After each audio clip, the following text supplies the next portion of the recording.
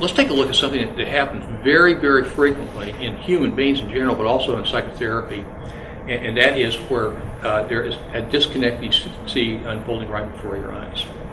The best example are flashbacks, and this is seen in some people have a severe post-traumatic stress disorder.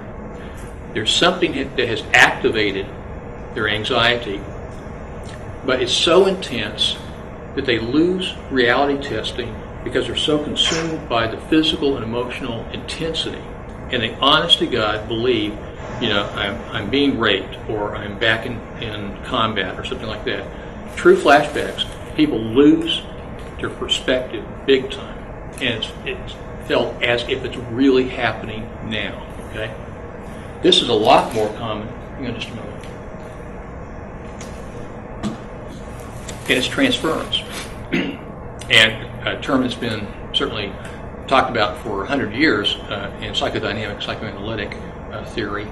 But what this is, it's perceiving something that is really not there. An example would be the person's in psychotherapy, and let's say it's session number 6, and things have been going well in terms of persons being open and discussing things that are difficult to talk about.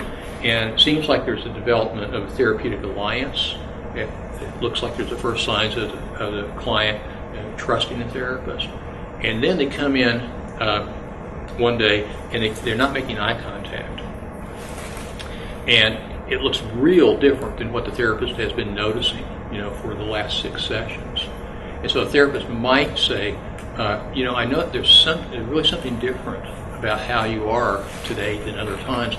And in particular, I notice it's like you're having really a lot of trouble maintaining eye contact with me. And in higher functioning people, and I'm talking about people with borderline personality disorder, but in higher functioning people, that person is likely to, if they trust the therapist enough, say, well, this is very weird, but for some reason today, I really have this intense worry that you're going to look at me like, here we go again.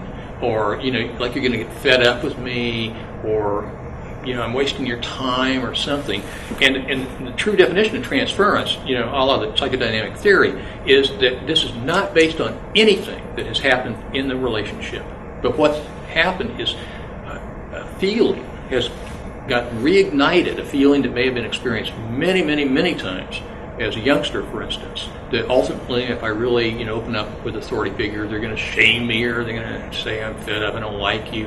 And the nature of the true transference is that the person realizes that there's something about this that doesn't make sense. They can say, you have never shamed me, you have never looked disgusted or fed up or anything. I don't really know where this is coming from, but it doesn't jive with the reality of how things have been between the two of us. And so this would be a good example of something getting activated largely at an unconscious level, but it's having a real powerful effect on the person in the moment. Okay. A lot of times it may not be this intense, but like it says on the slide here, people get in certain situations, it may activate some ill-defined, vague sense of uneasiness. And the person goes, I don't know what's going on, but I feel kind of nervous right now. What's not in awareness, the disconnect is they're perceiving something, it's causing a physical symptom, but they can't figure it out because their logical thought process, their conscious part of the mind is not connected with in terms of awareness.